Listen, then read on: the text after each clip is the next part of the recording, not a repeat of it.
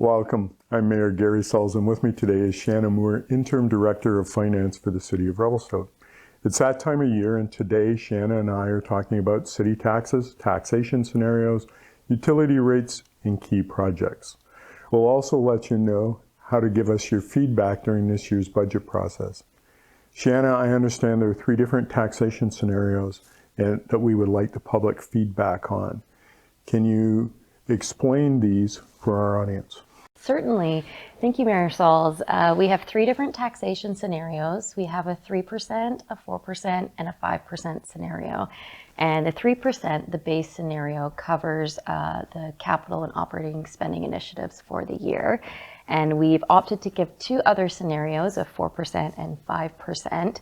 And additional funds that we receive from those percentage increases would be saved towards future projects that are coming down the pipes that we are all aware of, like the replacement of the arena or some of the active transportation plans that engineering has brought forward to council recently.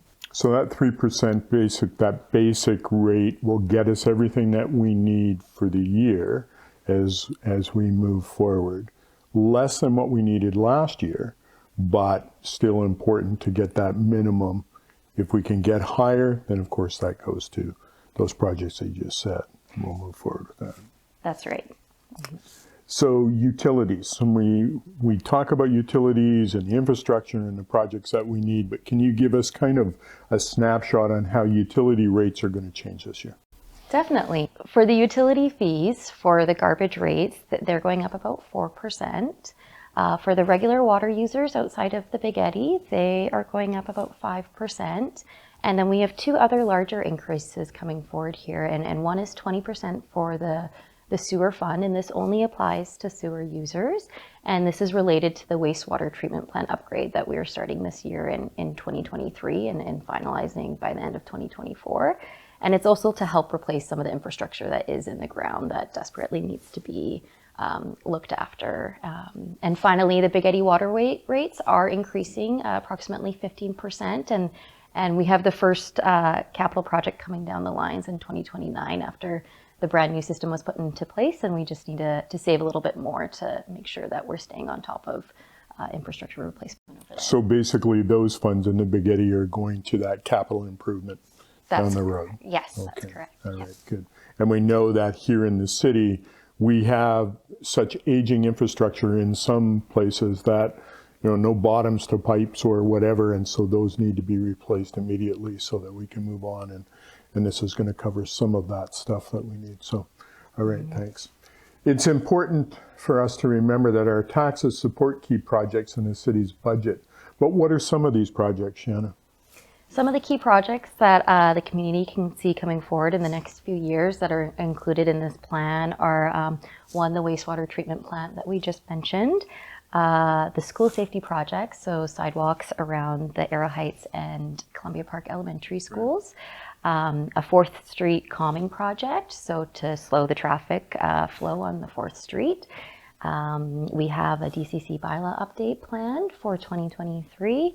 And a zoning bylaw update as well. And so that's a snapshot of some of our key projects. Yeah, and these are all, kind of the foundational plans that we need to get done so that it's done, we can move on, and it brings it up to date because some of them are very old. So no, I appreciate that. So finally, Shanna, we value the input of our citizens, but how can people give us feedback during the budget process this year? Yes, we definitely value your feedback. The community can give feedback through talkrevelstoke.ca. They can email in budget@revelstoke.ca. They can attend our in-person public consultation on February 28th at council chambers. And they can also stop in person to drop off a letter or mail in a letter.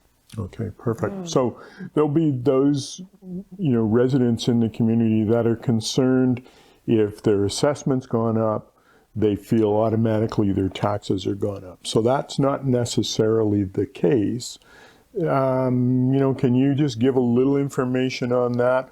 Or can people, call and say, hey, how does this affect me? What's the best scenario, best information that we can give people regarding that? Certainly. So the best information that I could give the community about that is to look at the average assessed increased value for Revelstoke. And I believe this year it's around 12% for residential. And so if your assessed value has gone up more than 12%, that means that you may see an increase above the average tax rate increase that council imposes. However, in the budget guide, we do give a scenario of what it might look like for the average value home of $708,000. So if the community wants to have a bit more information, they can certainly review to what it might look like for them in the budget guide. Good. And so that budget guide will be available to the public in a short time, or is it available now, or what's the date on that it'll be available?